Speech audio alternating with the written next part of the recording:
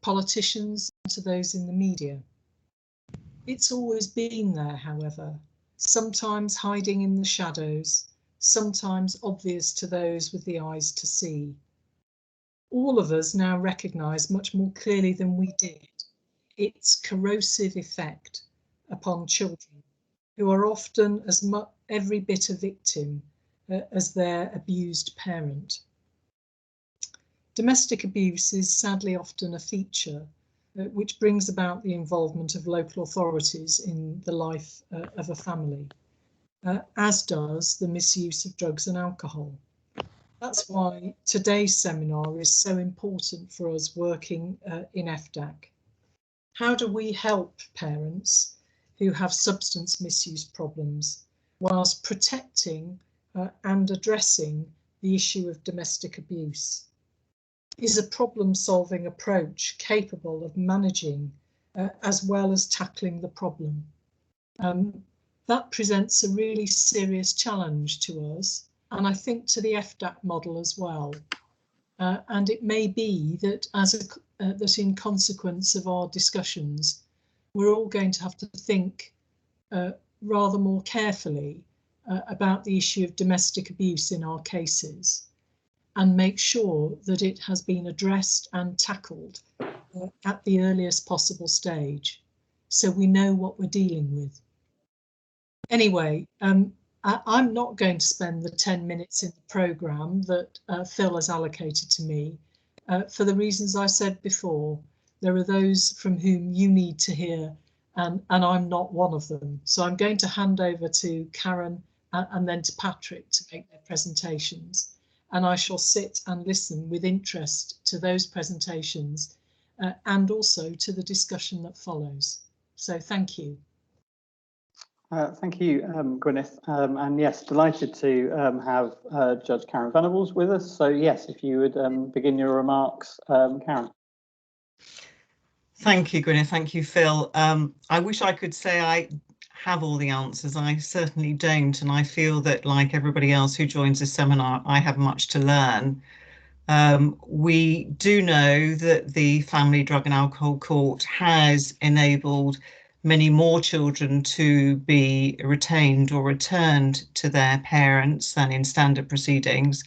But we do have to look very carefully at whether or not that model can extend itself to families where lives are blighted by domestic abuse. I have spent quite a lot of time over the last few months speaking to a number of agencies about domestic abuse and their different approaches to it.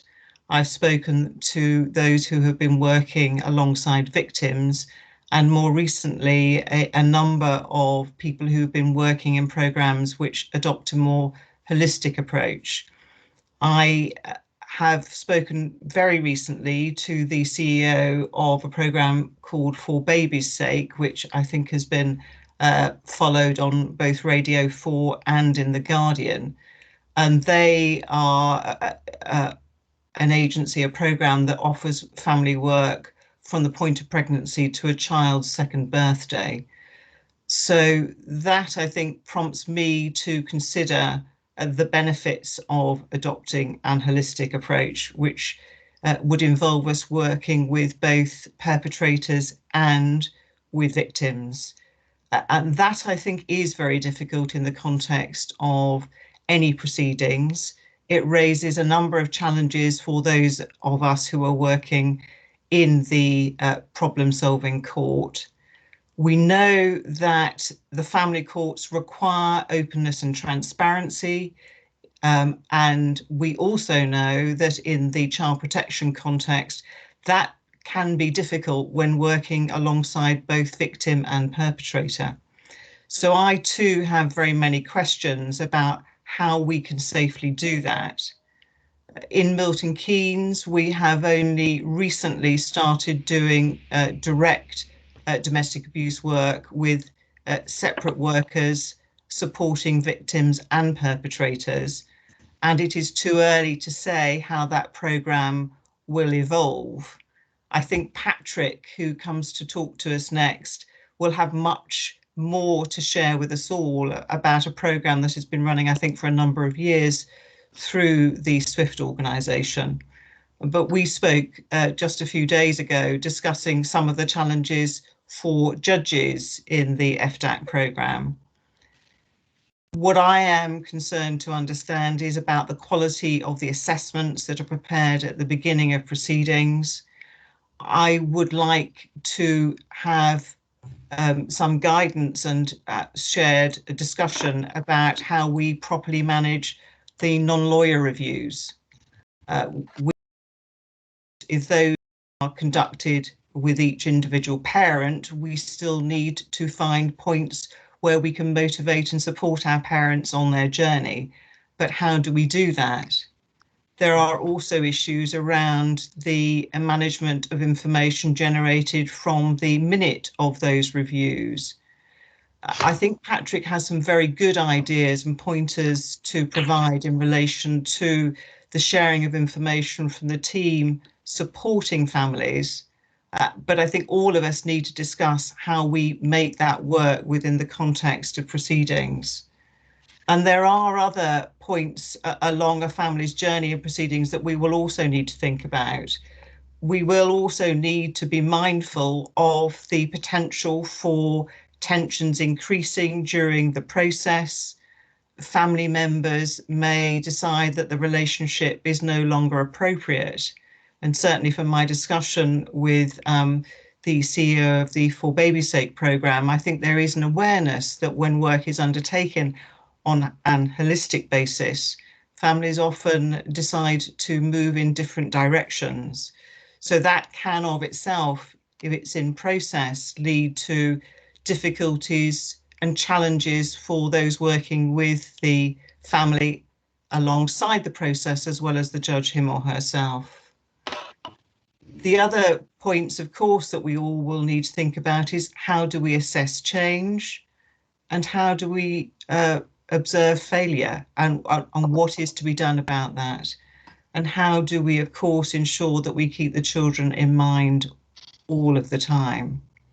So for me, I have many, many questions, although like all of you who are joining this seminar today, I've been thinking about this subject for many years. Working together to try and find a solution, I think will enable us to better serve our families. So I think perhaps at this stage, I can do no better than to ask Patrick if he will help us with experience with his families. Thank you.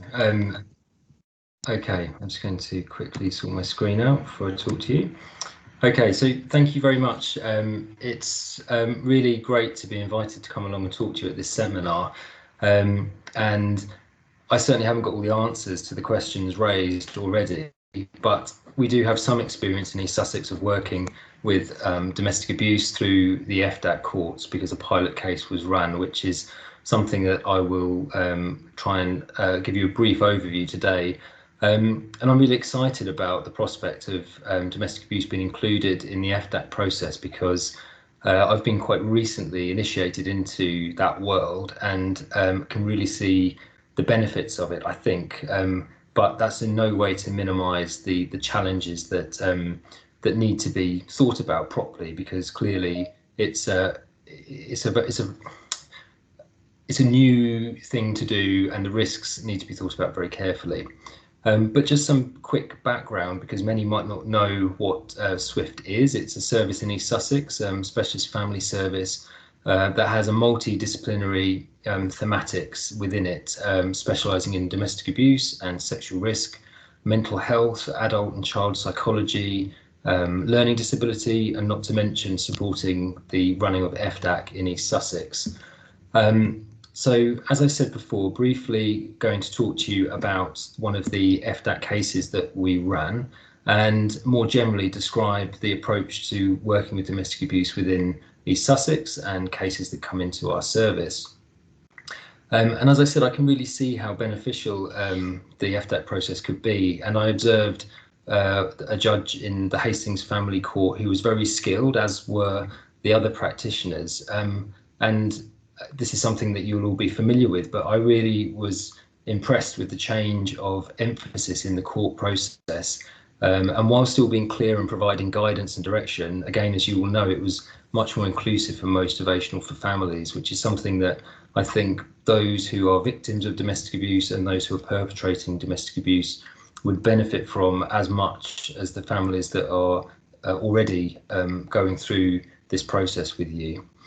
And while domestic abuse has its own characteristics and risks that need to be managed, both in terms of those who are perpetrating abuse and the partners at risk, to me, the FDAC process, again, would fit well, but those things have to be definitely thought about in a complex way to make sure that it's safe whilst we're undertaking these interventions. So the pilot case that ran in East Sussex will actually be very familiar to you in terms of the process, where need and risk was initially assessed and then informed interventions were offered to promote change. So the format of assessment was that our service undertook those assessments of risk and assessments of ability to protect, and that's really informed what type of intervention would be beneficial for the individuals involved. And then we delivered interventions to match the assessments that were undertaken, which is what I'm going to go on to talk to you about. But the work was monitored and reviewed and regularly reported along, again in line with the normal FDAC process. And for this particular family, it worked well. So they knew about successes that they were making, steps they were taking towards change, but also areas for development were clearly raised, which motivated them to engage in the process.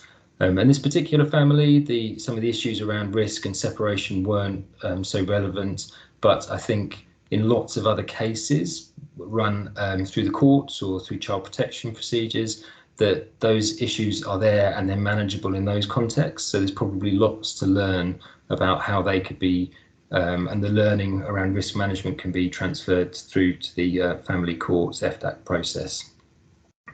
So in East Sussex, we undertake a whole family approach when we're working with domestic abuse. So that's both in terms of assessing risk and also when we intervene with families. So recognising the need to work with a whole family is really about promoting lasting change and managing risk holistically. So we do the latter by using our Safer Relationships domestic abuse programme, which is a suite of intervention packages which are designed for working with perpetrators, victims and children. And they're unique in the sense that they're semi-manualised, which you'll probably be familiar with from other perpetrator programmes, but they're designed for use by our frontline social work practitioners within East Sussex County Council, or other professionals with a relevant training or experience in domestic abuse. And the programmes are supported by a training structure and management oversight, but that's not centralised like it is for other domestic abuse programmes. So practitioners across our local authority can deliver this type of work under their normal line management. And that's a move away from the traditional group work interventions. And really the benefit of it is that for us, it has greatly increased the opportunities for perpetrators and victims of domestic abuse to receive a service that otherwise it just wouldn't be available to them. And the programme ethos is really important to us. So we use a strength-based motivational approach, and it definitely focuses on raising perpetrators and victims' awareness around abusive behaviour, and certainly holds perpetrators accountable for their behaviour. But it also understands the challenges and vulnerability that these individuals are likely to have faced and do continue to face in their own right. So it's empathic in that sense, and focuses on teaching skills to be different. And with the perpetrator programme and our partner programmes and all of our work within child protection, pre-proceedings, in proceedings cases, there's a really strong focus on making and sustaining future change and giving people the opportunity to apply skills, be challenged, yes, but then learn from those issues and apply strategies to behave differently, which again, I think in terms of substance misuse will be a familiar process. So we also recognise that people taking part in our interventions, and this was the case again for the FDAC pilot case, that it's often that people are externally motivated to begin with, but through the intervention process we try to set goals and draw out factors that will encourage internal motivation, and examples could be fatherhood or relationship goals. So we really look to evidence change through a developing intrinsic motivation within the participants, and that helps to guide where someone is through a particular intervention. And the Safe Relationships programs have the benefit of a one-to-one delivery model, and that allows for a bespoke piece of work that can account for the complex presentation that you'll be familiar with from service users who come in to work with children's services in the family courts. And often that can preclude them from accessing other support services in different formats, such as group work, for example. So the programme that we use in East Sussex is helpful because it removes some of the barriers faced by eligibility, accessibility and availability of services. So we found that particularly helpful. But assessing suitability for this type of work is definitely very important, and we use pre-assessment tools to determine if someone is actually right for this type of intervention. So for example, co-occurring needs, mental health, substance misuse that might be impacting on someone's ability to engage in a behaviour change intervention are important, as are risk levels and also assessing levels of motivation. And it's not right for every individual who comes into our service. And an example would be where there's an enduring pattern of abusive behaviour to multiple partners, where there could be significant mental health issues or unstable personality disorders, or where an individual has undertaken more than one behaviour change intervention. So behaviours are very, very entrenched. And we need to monitor things like disguised compliance to ensure that actually we're seeing real change, because otherwise it can be a false sense of security and actually elevate risks. So we really need to see improved insight and understanding around behaviour, but also see that being applied in practice. So again, it's where people face challenges and then can learn, talk about them and think about how they can overcome them, and you see a progressive improvement in behaviour. And another important indicator is obviously feedback from those at risk around how they experience their partner's behaviour and how able they are to protect themselves. And of course, that's only the start of change. So it has to be tested and monitored over time. And our sessions are based on a 10 core session content, but we recommend follow-up sessions on a monthly basis for a period of months to embed learning. So that's how we can get the kind of longevity in terms of assessment of risk. So the intervention programs, as I said, they're 10 sessions, and that's a reduced timetable compared to other domestic abuse interventions. But because it's a one-to-one delivery, it can really be a more intensive focused piece of work, and it provides the opportunity to be bespoke to that individual, which we've found to be particularly helpful. The programs are evidence-based on research and what works with this client group, and our sessions rationale for people to follow, and the content is guided so that the practitioner can really follow the program. Everything's embedded in there for them to use and utilize. So it's like a one-stop shop really for our practitioners to pick up and feel confident in delivering. And from my experience of the FDAC process, I can really envisage how these interventions would complement the FDAC cases where, as you will know, domestic abuse features really heavily. So there needs to be something that can support other areas of need with these types of cases. And stabilisation work is definitely needed for the case that I worked alongside in East Sussex before people are ready for these behaviour change interventions. So again, working on substance misuse and stabilising mental health issues is definitely steps that need to be taken. But again, fitting alongside those trials for change, the regular feedback, the clear goal setting, I think that can really foster families' motivation to engage in these services and sustain change. And finally, just to say that we're in the process of evaluating our programme, because that's clearly very important, and East Sussex County Council and Brighton and Hove are the two local authorities who are taking part, and Sussex University are in the process of evaluating just the perpetrator component for the time being, and we're hoping to report towards the end of the summer in 2021. So that's really exciting for us to see what will come out of that, and to provide some validity to what we've been trying to do in East Sussex. So I apologise if that's a really fast overview of the FDAC pilot case and our interventions within East Sussex, but I hope it gives you a flavour for the type of thing that we've been trying to do.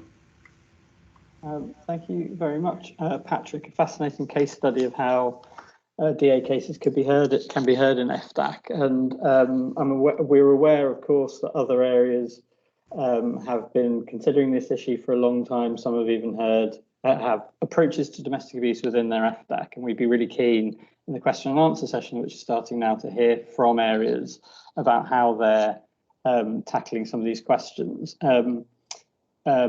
I think what Judge Venables said is absolutely right. It's about, I think loads of us on this call have many questions at the moment about how we take this agenda forward and what the right approach is. And I also think she's right to say that the way we plan to do that is working together. So in terms of the question and answer session that I just want to open now, first, sort of, if we can take the first sort of 10-15 minutes, if people have specific questions that they want to direct either at Patrick or Judge Venables or Mrs. Justice Knowles, if people could start putting their hands up, and I'll call on you as I see you. And then I think we'll move into more of a session about other people from other FDACs sort of saying what their approaches are. So the first hand I've seen up is, sorry, I am just trying to get this technology to work. I can see a hand up, but unfortunately I now can't see who that hand is. I think it's Angelica. Is it Angelica? Great. If you could. Hello, sorry. I just wanted, I had a question for Patrick. The programme sounds really fascinating, and I was just wondering whether you had any links to kind of an outline of what the programme is or anything like that that we could see. I don't actually right now to be able to share with you tonight. But in terms of do you mean in terms of the content for the different programmes? Yeah, it doesn't need to be a detailed, it's just an overview of the kind of the issues that you cover, because I just think it would be useful, because in Southampton we have, so I'm a perpetrator worker in Southampton in the City Council in the IDFA team, and we have the Hampton Trust that deliver the ADAPT programme, and it would just be really useful just to understand what kind of content you cover. So it doesn't need to be a real big breakdown, but just so that I can. So it covers sessions on awareness raising, understanding what abuse is, the impact on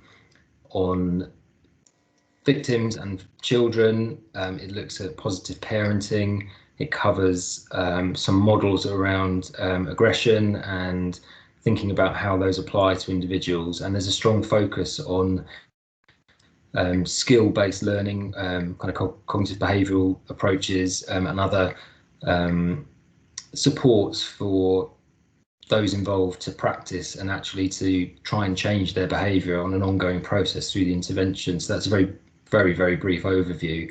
And the partner programme or victim programme similarly begins with awareness raising, but then starts to look at pathways to to vulnerabilities really, and then looking to plug those gaps in a very simple way, or a simple way of describing it, by looking at how in the future we can reduce vulnerability going forward. So it's, for both of the programs, it's definitely about naming the issues and what's going on and why things should be different, but then a strong focus on making that possible and giving people options to be different, so that once they leave the program, there is a sustained and thought out plan about how they can go about their relationships in a healthier way. And sorry, just really quickly, is that do you take kind of a focus that it's not like mum not acting protectively, but looking more at parenting choices of the perpetrator? So both the programs can be run individually, or they can be run together. So there's an option there for depending on the cases. So that the focus is, it's absolutely, it's not on looking at someone's failure to protect in those kind of terms. It's about looking at how someone has entered into or been vulnerable to entering into abusive relationships, how they've coped and how they've kept themselves safe within a very difficult situation, understanding those strategies and how people have coped, but then looking to develop safer ways of coping, perhaps in a different way. So yeah, it's I don't know if that helps answer your question, but from the partner or victim's perspective, that's the approach that we take. Thank you. I've got Sheena Webb and then Judith Harwin. So if Sheena can start. Hi. Question for Patrick. It's sort of a related question, actually. I was just sort of wondering, how your therapeutic model and the kind of the model of domestic abuse that it's based upon might differ or be similar to other programs like those offered by people like DVIP or Women's Aid or the Freedom Program, etc. I just interested to know what the similarities and differences are. So from the perpetrator perspective, some of the core content will be familiar to other people who've delivered perpetrator courses. For example, Building Better Relationships programs, more of the newer intervention programs that are out there. So it shares some of the core theories that are attached to those programs and the ethos behind it and the approach that is taken with these programs. So again, strength-based and motivational, looking at behaviour change and theories to underpin the processes that are included in the interventions. The other programs, so our partner program, again, content will be similar because as a local authority, we ran groups, we worked alongside people like delivering the Freedom Programme, for example, and IDVAs in our local area, running group work programs. So again, we consulted with those partners, but also looked at an evidence base and a research base behind what was included in our interventions. So again, we draw on theory around pathways into victimization, investments in relationships. So we really looked to dig down into the theory base that would inform the structure of our programs. And we found that for perpetrators, that was definitely more available, for partners, less so. So a lot of work went into looking into the theoretical background and then using that to structure our program. So I think in a nutshell, some of it will be familiar, but some of it will be quite novel, I think, to the interventions that we're offering. Great, thank you. Judith Harwin.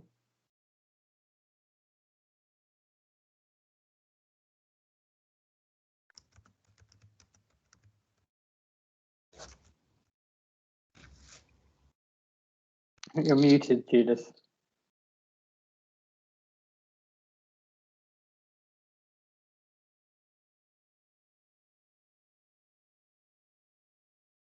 Yeah.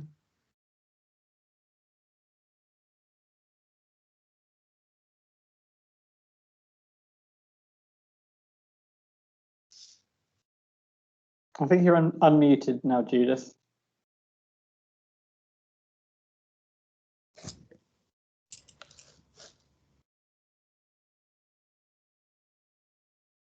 I think we can hear you, Judith.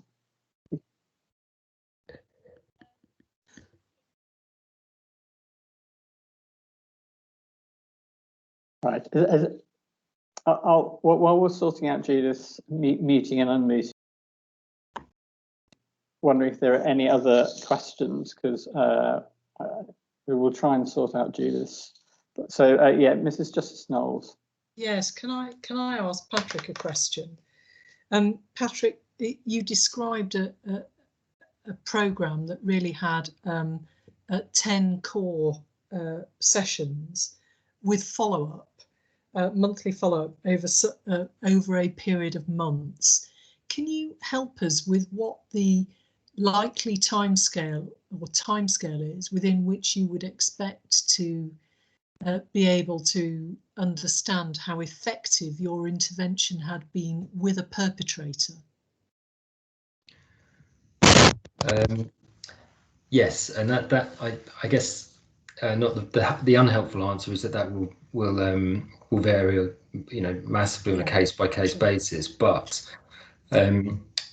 for individuals who've been involved in the programme, and this hasn't been through an FDAC process, but through child protection processes within East Sussex, the 10 core sessions are usually delivered on a weekly basis, so over 10 weeks, but that is often extended because people have different rates of learning and we adapt it, so it usually lasts more than 10 sessions. But with the follow-up, we recommend monthly follow-up sort of catch-up sessions over a 3-month period. So that allows for time to embed learning and for people to face challenges and then come back and talk to a practitioner about how they can apply learning from the 10 core sessions into these new situations. So that's where we get the longevity in terms of supporting people and embedding learning. I mean, I think what we find when we're doing interventions in the different contexts is that the reporting and the feedback process is really key. So in a normal intervention, you would have, or in our safe relationships interventions, we have check-ins and check-outs, and each one piggybacks from the other. So that allows the practitioner to really understand how motivated and how engaged the individual is in terms of the feedback that they're providing. But I think in an FDAC process, from what I've seen, that would be where it's more formalised, and with the judge's comments and guidance, I think that would really help. But I guess the core things are about awareness, and then that willingness to talk about how you've faced challenges, and then demonstrating how you're using some of the skills that you've been taught or that you're learning alongside the facilitator. So that's really where you get the change. But I guess, with substance misuse, you can have a period of success, can't you? And then life stress is impacting, which then can challenge. And then I'm not a substance misuse expert, but I guess you can have a lapse into alcohol use, for example, but then it's about how someone describes what happened to them in the process of how they're then going to move on from that to change that behaviour going forward. That is the real test. And I think it's similar for people who are perpetrating abuse or are trying to protect themselves from abuse. Yeah. I'm guessing that your perpetrator programme also, for it to be evaluated for you to be able to evaluate its effectiveness, you also need to do a cross-check, don't you, with the victim? Mm-hmm. Yeah. As part and parcel of that intensive initial involvement and then the follow-up. Yeah, absolutely. Yeah, the voice of the victims involved is obviously key, and the feedback from them. I mean, it's so far in our pilot, the evaluation, it's been quite hard to obtain feedback from partners, actually. We found that was problematic, but COVID-19 has had many disadvantages, but one of the advantages was that we managed to reset our research design because of that, because we started it pre-COVID. So we're hoping to try and get feedback from partners, current or ex-partners, in a more detailed way. But absolutely, that's one of the big indicators of change is how partners describe their experience and their their level of fear or level of freedom within a relationship. I won't ask any more questions, though I've got lots, because I know others want to ask questions, so I'll shut up for now. Okay, thank you. I will, Judith, you still have your hand up. If you can speak, try and speak, but if not, I should move on to the next bit. We can hear you.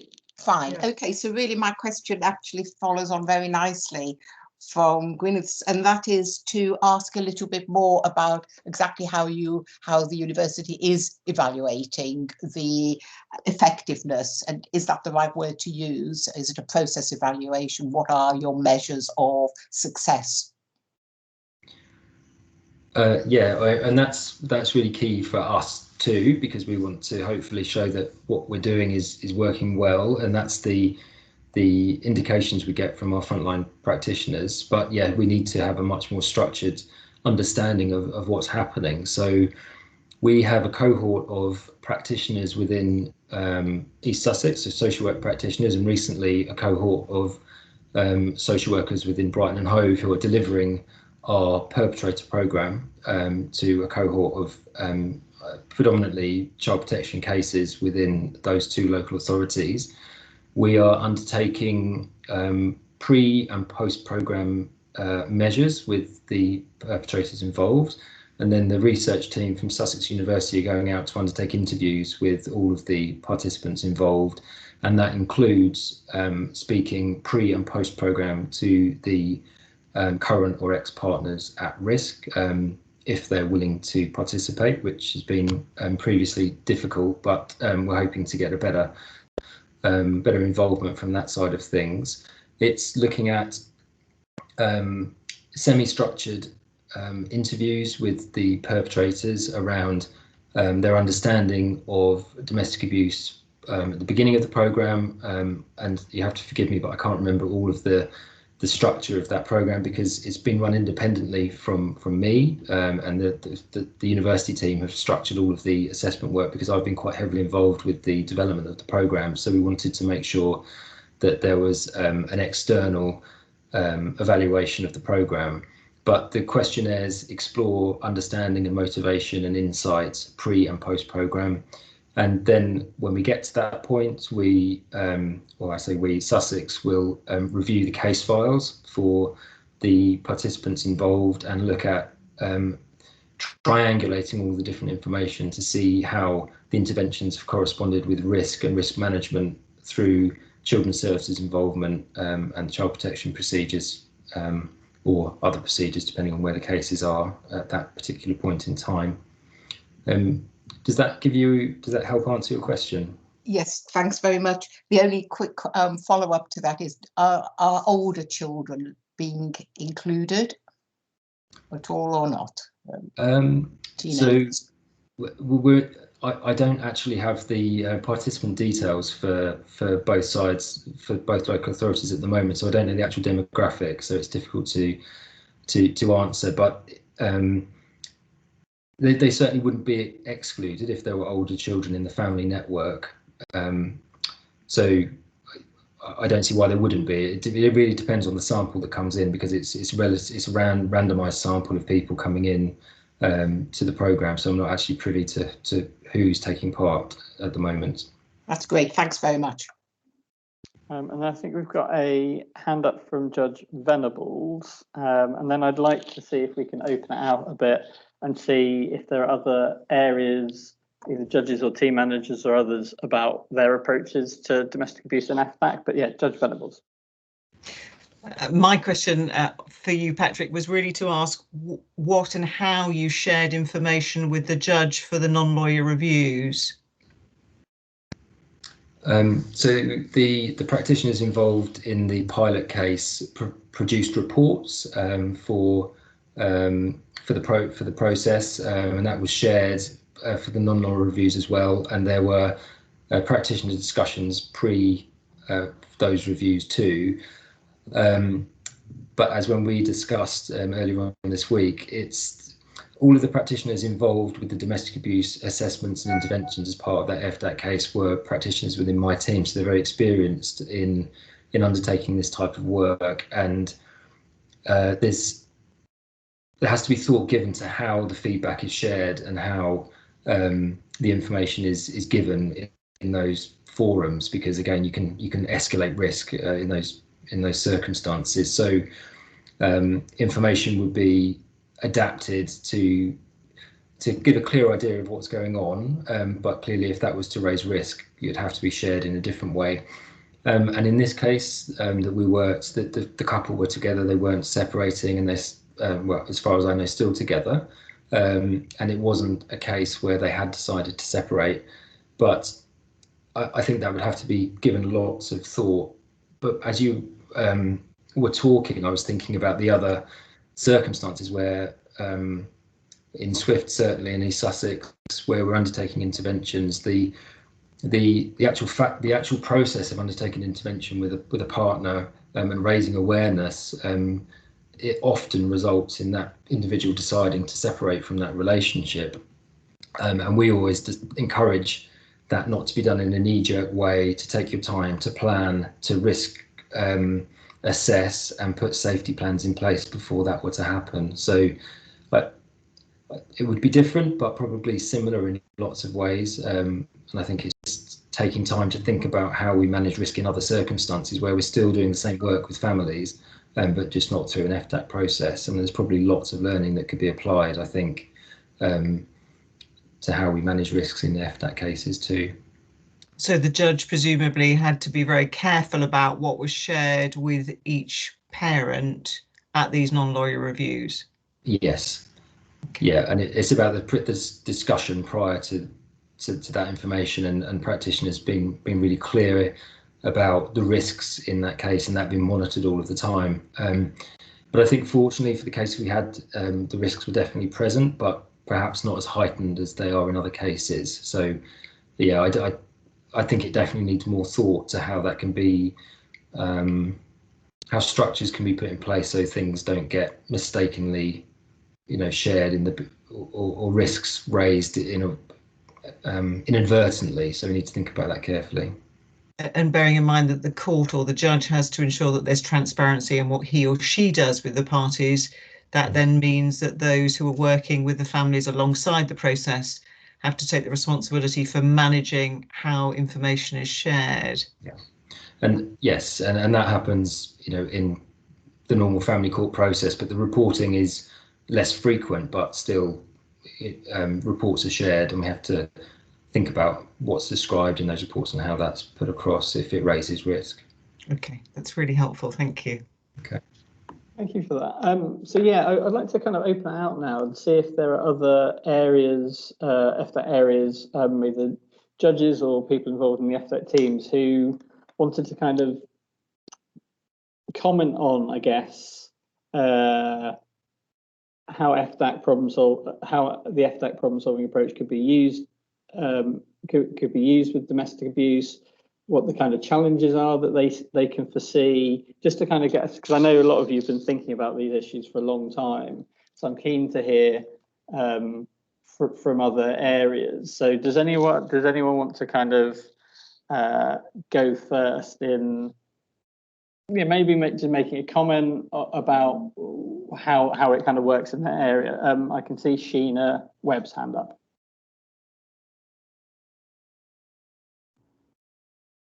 Hello. Yeah, I mean, I just, it's interesting to hear about how it's being thought about in other places. In London, I think, I think for us, I think we feel that the co-occurrence of domestic abuse with the other issues we see presenting in FDAC are more the norm than the exception. And a few years ago, I did a bit of an analysis looking at 51 consecutive referred parents, and that's either the substance using parent and the non-substance, both parts of the couple. And in 70% of those individuals were either victim of or had been perpetrators of domestic abuse. So I think it's something that we cannot ignore in FDAC, nor can we see it as something separate. It's, I think, already present in the FDAC core. I don't know if other people would agree with me, and whether it's historical or current. And I think even if it's historical, there's always this question mark about risk assessing and looking at whether what we're seeing is just a hiatus in the behaviour or a genuine change. And part of our FDAC process is about assessing that. I think we have in the past at times had specialist DV workers. We don't at the moment. I know other sites do, and they probably could say a lot more than me about that. But we have done in the past. But I think what we tend to do is we feel that FDAC is very much looking at solvable problems, whatever that is, whether that's substance use or DV or mental health. And so it's always forms part of the assessment. And I think maybe we don't see domestic abuse as being very distinct from some of the other issues. In fact, I think what we often find is that a lot of this is rooted in that person's adaptation to trauma. And I suppose one of the things I'm interested in hearing about other sites from is that in FDAC, I think part of our role is to broker intervention with other services. We don't necessarily deliver the substance use treatment. We broker that and we facilitate individuals in engaging with that. I think one of the issues we've had with domestic abuse is we do the assessment, we identify the need, and then it's a real postcode lottery as to whether a really good evidence-based treatment is available. And I would echo what Patrick says, is that quite often it's easier to find really targeted evidence-based treatments for perpetrators, and for victims, what we tend to see is these more psychoeducational groups that I have to say I'm not convinced of their efficacy, and I think that there's a lot of relapse. So for me, what I'm interested in is, how do we in FDAC, make links with and access evidence-based domestic abuse treatment in the community. That's always been our challenge. Thanks, Sheena. And I can see that Angelica's hand is up as well. So Angelica, do you want to come in? Yeah, actually, I think this follows on from Sheena's point. I was at a conference a couple of weeks ago when I was hearing about the Advance programme, which is about working with perpetrators of domestic abuse who also have substance addiction, because evidence shows that those with substance addiction are less likely to finish perpetrator programs. And the Advance programme is going to be made, because it's funded by NIHR, I think, so it's going to be made freely available. And I just think that it was just coming up in my head as we were thinking about it, that would be something when you're talking about brokering out, because sometimes what I found, and again, this seems to be borne out in the evidence, is that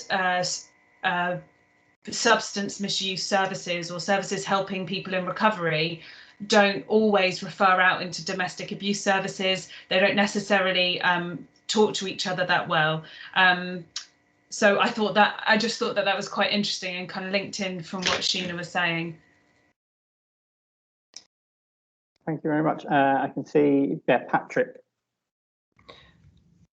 Yeah, I just wanted to support those statements really, because the importance of that kind of wraparound support for perpetrators and for partners is really key, because you can't just and this is stating the obvious, but you can't just deal with one issue because they're so interlinked. So yeah, seeing that kind of holistic support or systemic support from a family setting, but also looking at all of the needs that an individual has, and just talking about perpetrators, for example, that stabilization work, and there's so much other work and thought that needs to go alongside understanding their abusive behavior to get them in a position to actually engage and benefit from change. So yeah, I think that's massively important to make interventions as successful as they possibly can be.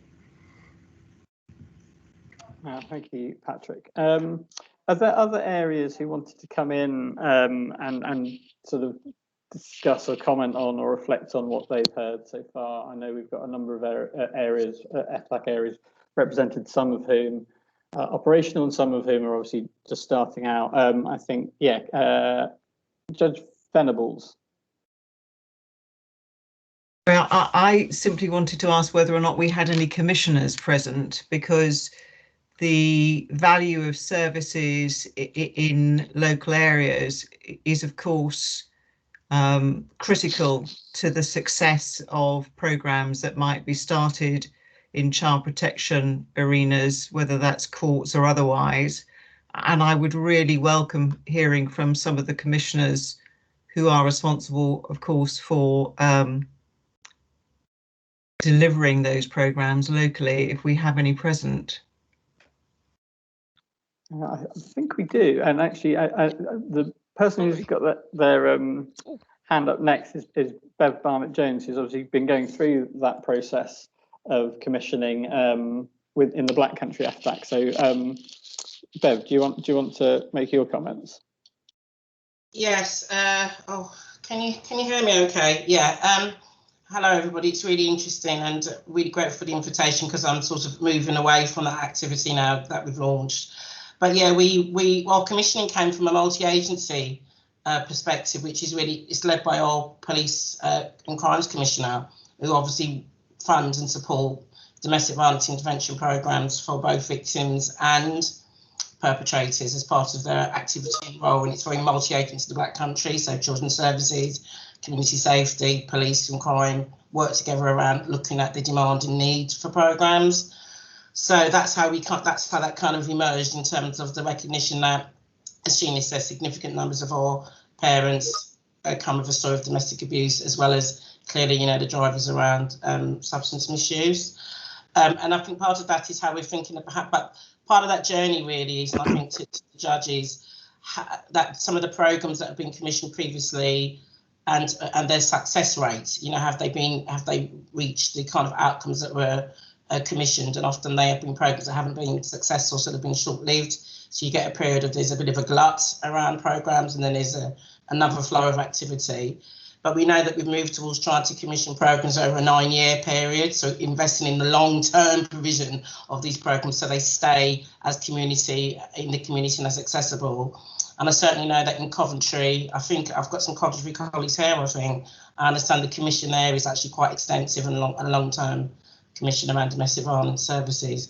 But so that's what I can say therefore. But my first response I wanted to explore a little bit was the complexities of building programmes in this space, because we know that we don't have brilliant evidence about what really works in perpetrator programmes.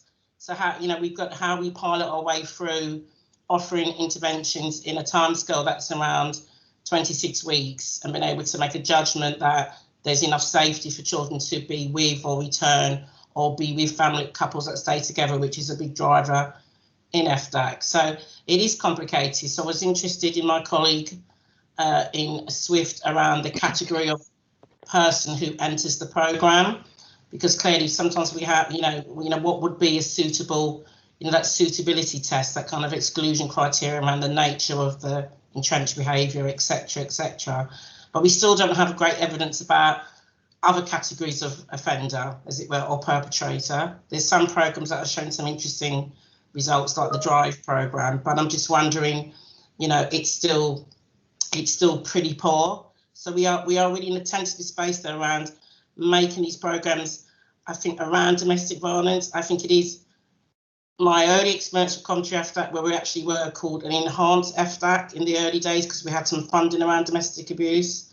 And what we really learned was it was integrated into the trauma therapy intervention, because a lot of the men we worked with, we got to that understanding around what brought them to violence, or what brought them to a set of behaviours. And that was often around their trauma stories, and then the patterns and strategies they use to survive. So, it's really important that we see the intervention model we have as being something that can work with complex needs. And the complexity of perpetration is really, the consequences are huge and harmful, we know, but it's also about people with very complex needs. And I just wanted to make sure we hold on to that as we kind of sort of, explore it a little bit more. That's just my reflections. Thanks, Bev. I saw Cavell Lynch's hand up, but I think it's gone back down again. So assuming that they don't want. Put it back up. Oh no! All right, no. Wouldn't you?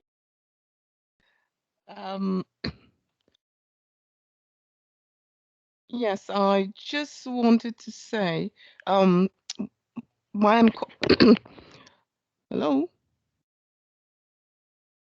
We can hear you. Yeah, sorry.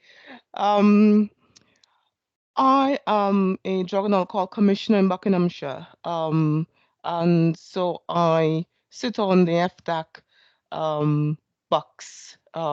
So Justice Venables is part of that. What I wanted to just raise again, but somewhat of some of the other speakers that talked about, was the substance misuse and DV and that sort of interface and an interaction, and how difficult sometimes it is to deal with both at the same time. So the impression I get from, is it Jason who did his presentation from SWIFT, is that the issues around substance misuse or even mental health would have been dealt with first before going on to that program. Is that right? Or did I mishear? And Patrick, do you want to come back on that? sure, yeah. No, you didn't mishear, and that's absolutely right. And the assessments, well, I think what we're talking about is the complex co-occurring needs that run alongside domestic abuse, and as you identify, mental health and substance misuse is often significant, but then underlying trauma and attachment issues and all of these kind of things are muddled up together. But for someone to undertake meaningful behaviour change work, the mental health and substance misuse issues would need to be managed, stabilised before we would undertake that work. And that's what we recommend, outside of the FDAC process as well as inside the FDAC process, or would inside the FDAC process, which has an issue on timescales, but it's around those, as I understand it, those trials for change, and seeing how realistic it is for someone to get to where they need to be within a particular time frame. But we've certainly had success in getting people to a place where they can engage in the work. But again, it's a lot down to the individual and the support that individual actually has. And what we're saying is it's got to be a wraparound kind of support service for perpetrators just as much as it is around for victims. Both are important, both are absolutely necessary. But I think in examples outside of a very supported process. Patrick, I think you've muted yourself. Oh, sorry. Perpetrators can be directed to these different sources of support, not necessarily monitored about how well they're able to access them, which leads to breakdown in one part of that complex picture, and then the whole thing falls down. So I think we've got to think much more holistically around, we're just talking about perpetrators here, but around how we actually get people to a point of change, because it's obviously very difficult, as it is for victims too. Yeah, I agree. And could I just say, someone spoke about the advanced program, and that is something I believe was piloted, and it was delivered within the substance misuse setting, which I'm not sure it has been evaluated, but it's something that I think I would be interested in. I don't remember who talked about it, but it would be something I'd be interested in as the Drug and Alcohol Commissioner. Yes, I mean, just to sort of jump in there, I think one of the things that we'll try and do after this call is to kind of gather together all the various resources and programs that people have talked about, and make them available to all participants of the seminar. I've got Beverly Sorensen and then Sheena Webb's hand up. So can we go to Bev first?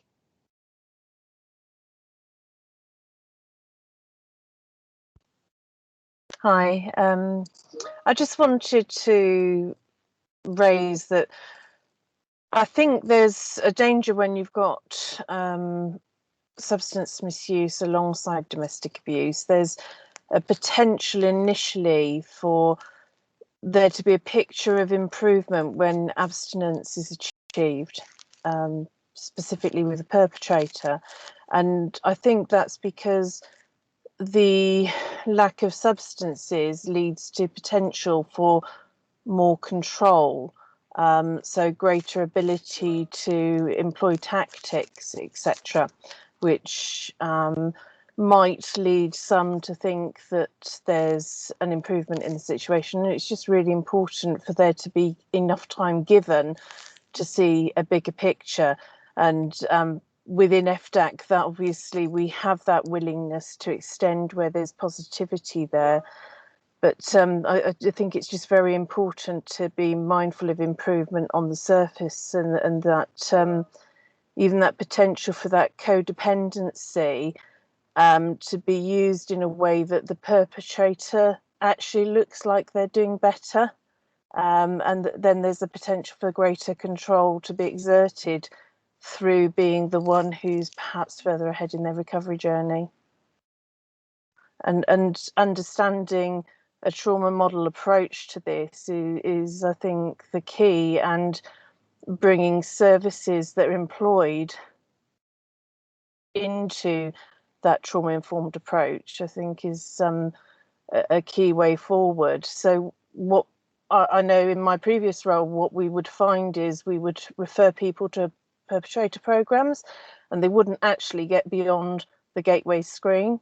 And a lot of what we're doing in FDAC is preparing people to be able to go on to do the next level of work.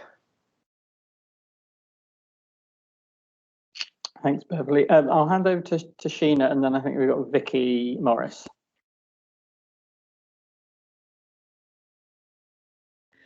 Hi, I just want to pick up on a couple of things that both Bev and Bev said.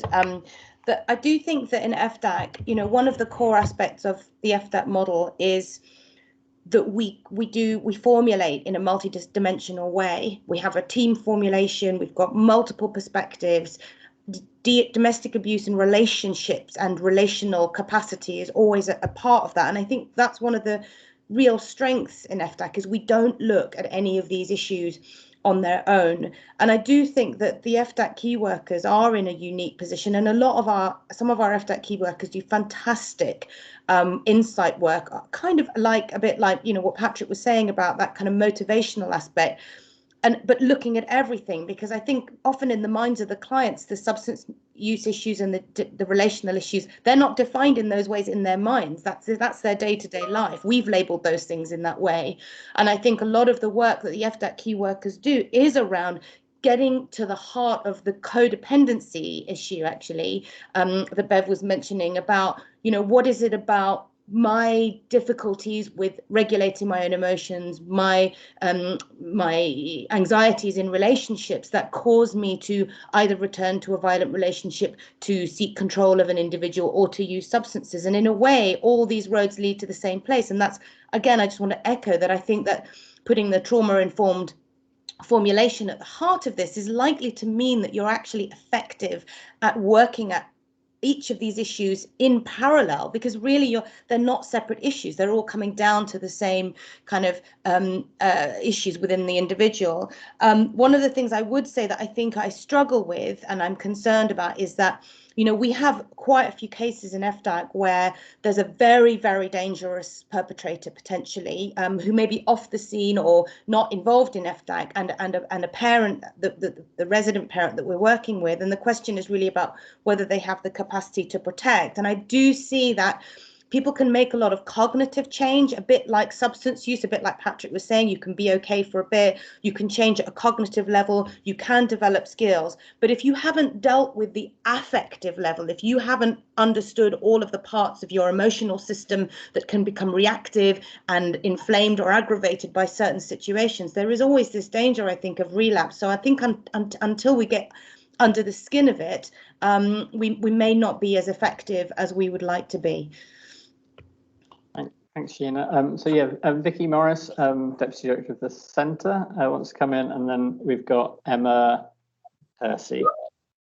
Hi, I mean, I must confess my hand decided to raise itself, so I wasn't actually going to jump in because I'm very eager to hear from other people as well. However, I think one of the main sort of questions I have around the approach to domestic abuse with FDAC is around, I guess, picking on what Judith said around outcomes. And I suppose I talk to practitioners, and we know who might feel nervous because we can, and of course it's not 100% accurate, but we can sort of test and screen for substance misuse, so we can feel a little bit more confident about whether or not that has or hasn't been going on, and be able to make sort of recommendations and judgments around that. So I suppose I'm quite interested in hearing from some of the judges around, and from practitioners as well, but around about what are successful outcomes, or what are some of the outcomes that you need to know, and how can you feel confident that that sort of sustained change, those behaviour changes have occurred, rather than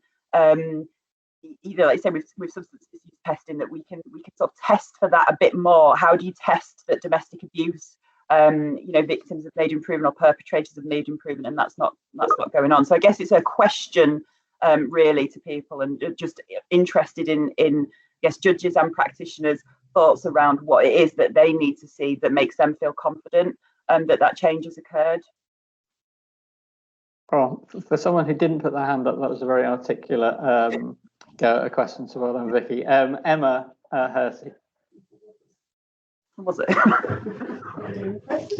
Thank you. I just wanted to kind of sort of carrying on from what Sheena was saying about when you've kind of got people in FDAC and maybe perpetrators who are not in FDAC, I'm really kind of thinking about what that looks like in terms of our aftercare, because there will come a point when all of this kind of goes away, and potentially the parents that we work with have got to co-parent with someone who has been an abuser for them in the past, but in a much less kind of protected and supported way. And if there is anything that other FDACs are doing to kind of prepare parents for that when they kind of come into kind of the exiting from FDAC program, because I think it's one of the real kind of difficulties that victims can have is in the back of their mind they're thinking that person is still there, and my children have a positive relationship that's very different from my relationship, and how do we manage them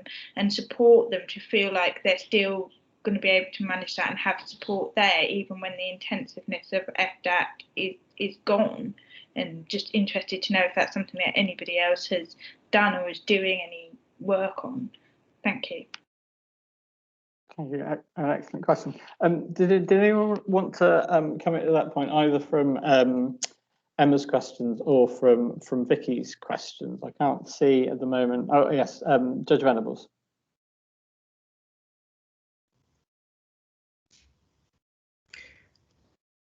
I think in terms of the challenges of working with families where you have an alleged perpetrator sitting outside process and a parent engaging in FDAC, that can be very difficult from a judge's perspective, because sometimes it would appear that the alleged perpetrator is deliberately keeping away until the process is over.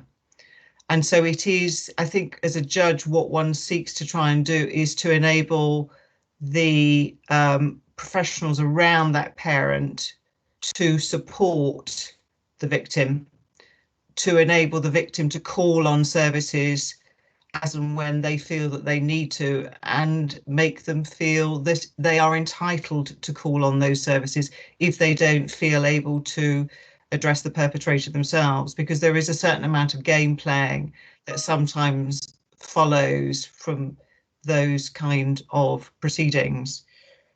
And in terms of Vicky's question around risk, one of the things that I would like to hear from those working with perpetrators is whether they do feel able to commit to a risk assessment, so that if a court says, well, where do you put the risk for this particular individual, one can be more confident that the assessment they give is one that can reasonably be relied upon. Because I do understand that many working with perpetrators particularly are sometimes anxious about identifying the level of risk, but as judges I think we do need that. Thank you. Sheena and then Patrick.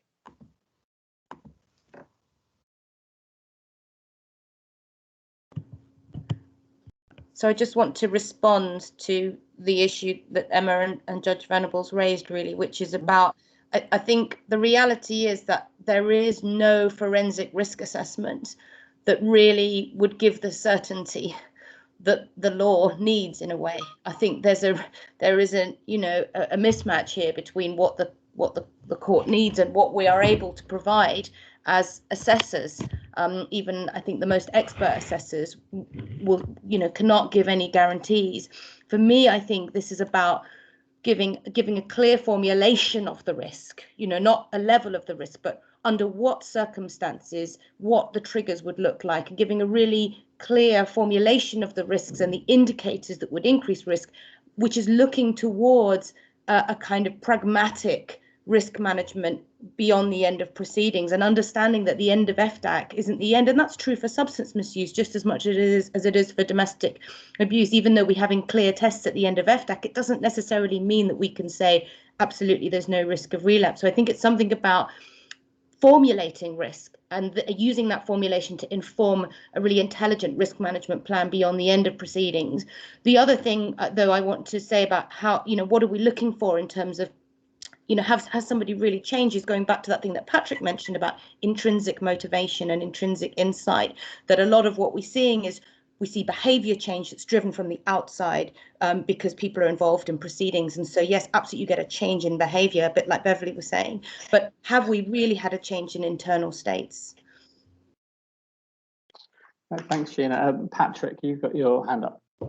I have my hand up, but I couldn't have put it any better than Sheena described it. That was absolutely spot on. That's absolutely the case. And in my current role, I provide expert domestic abuse risk assessments and post-intervention assessments, and it's exactly that point around talking about what will increase risk, what will decrease risk, and where someone is at the end of a particular piece of intervention, and what plans they need to put in place going forward to hopefully encounter relationship difficulty within with a partner or other context in a better way.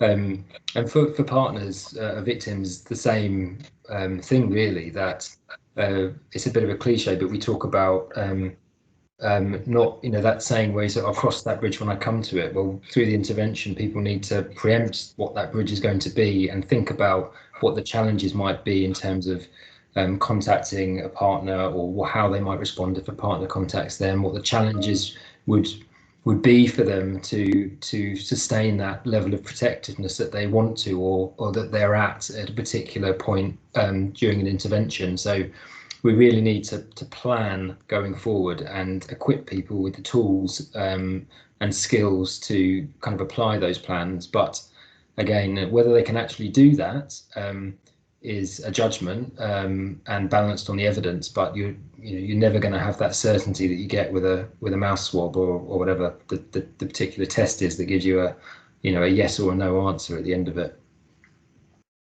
Thanks, Patrick. Vicky Morris, who's going to ask a question on behalf of someone else. I know it's a strange way for me to be contributing tonight. Stuart Lowe, from the service manager for the Birmingham and Solihull FDAC, has got in touch to say that his mute button is stuck, and his raised hand and everything, so he's unable to ask a question. But Stuart was really keen, and this is maybe one for you as well, Patrick. So I'm putting you on the spot. But Stuart's really keen to just understand about the programme or programmes, I guess, in terms of work with perpetrator and victims, whether that happens alongside, and how you're kind of dealing with some of those things when you're working, and how that partnership sort of works in that work as well. I think I managed to put the question in the chat, but we've not quite, it's right at the start. Oh, okay. So in the one case that we've piloted, and in other cases that we work, in the large majority of cases, we wouldn't have the same practitioner working with the partner and the perpetrator. So we'd have separate workers. And sometimes it's not the case that both sides of the equation, if you like, would be ready for intervention. So we may well just be working with the partner at risk, and the perpetrator may not be in a place to engage with work, and we'd be very clear about that. And in those cases, the disruptive measures need to be put in place to manage the perpetrator's risk and behaviour and support safety for the victim.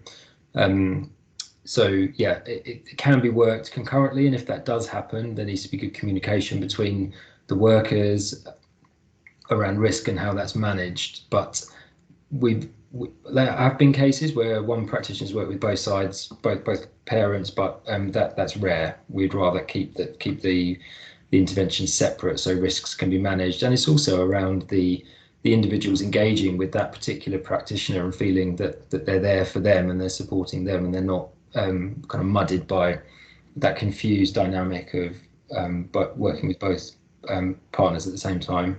I'm not sure if that answers the question. And how rigid is it in terms of, because we know domestic abuse isn't like as clean cut and as black and white as perpetrator or instigator and victim as well. So how sort of interchangeable is the work that you do? It can be both. Yeah, well, I mean, thinking about, as you say, those different dynamics of relationships, and that's something which I think we're understanding more and more. It's more acceptable to talk about more and more. Yeah, it works.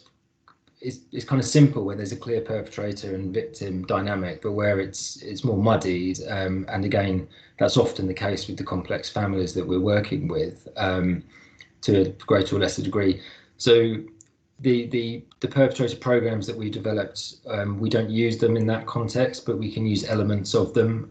And within SWIFT, we're very fortunate to have a multidisciplinary team and a lot of people expert in domestic abuse who can think about what the dynamics are and exactly what kind of bespoke intervention would be needed. And that can be a combination of looking at behaviour management and insight around abusive behaviours and how they're used in a relationship, but also where you've got people who are victims and perpetrators. Putting it very simply, I know it's not that simple. You need a combination of those different interventions, and we deliver that within SWIFT, but not, we wouldn't kind of pass that or leave that to our frontline social workers. We'd use our resources within and expertise within SWIFT to do that. And in some cases, we would bring together the individual components to some couple work. But again, we'd have to be very, very sure that we were in the right place to do that. And the interventions are staged, where the tail end of an intervention with the perpetrator would be much more around safely managing relationships, conflict resolution, negotiation, communication strategies, that kind of stuff. But if an individual was at that place, and we felt that it was appropriate, we might then bring families together or couples together to think about how they can have a safety plan together as a couple moving forward, if that's where we got to at the end of the other two pieces of work. Thanks, Patrick. I'm aware that we have sort of balance of 3 or 4 minutes left, and it's probably not a lot of time to discuss kind of next steps, but just to kind of give you a sense of what we at the centre are planning on doing. So firstly, I think this conversation has raised a lot of issues and raised a lot of questions, and one of the things that we want to do is to kind of survey all of the existing and soon to be FDACs about how they're tackling the issues of domestic abuse. We'll also collect together the various unanswered questions that are in the chat and the useful tips that are in the chat, and come back to all of you with a sort of sense of what all of that says. But I'm also keen, just in the sort of last 2 or 3 minutes, if anyone has a comment or observation about what they would like to see from us and others at a national level around this issue. I didn't know if anyone had a sense of what they would want to see us as the kind of delivery partner of the SIFT programme to be doing on this issue. So I don't know if anyone had any observations or comments on that. Can I make a suggestion, Phil? Mm-hmm. I mean, the issue of domestic abuse seems to me to be a fundamental part of a very significant proportion of FDAC proceedings. And ways of working within FDAC to tackle that issue are perhaps at best only being or perhaps at best, if I can put it this way, are only being slowly explored. The sense I got from this meeting is that there are lots of people who have some fantastic insights into the whole variety of perpetrator programs and resources that are out there. And I wondered whether the CJI might think about putting together somewhere on its website or accessible to those working within FDAC, various sort of research papers or information about specific perpetrator programs and how they work. Because I'm guessing that, and picking up a point that's been made, many of these programs are very poorly evaluated. But actually, parts of some of them, when combined together creatively within the FDAC model, might actually offer good ways of working. Mm-hmm. And I just think it might be helpful to have a resource available for people